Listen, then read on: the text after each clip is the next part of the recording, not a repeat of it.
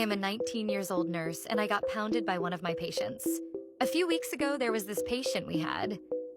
He was kept in the hospital after his operation. He was tall and attractive.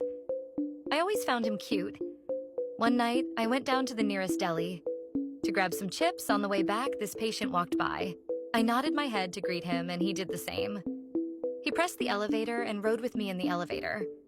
The whole elevator ride was silent, but his stares at me spoke something else. When I reached my floor, he was still looking at me. I asked him if everything is okay, and if he needs help to get back into his room, and he nodded.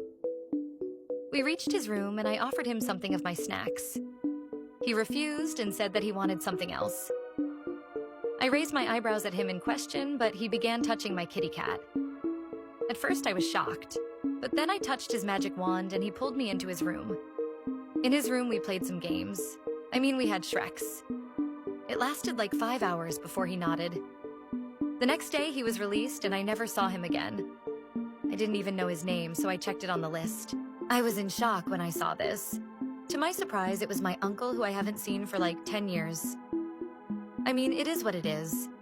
It happened, so I can't go back and change it. I can only fondly remember our experience.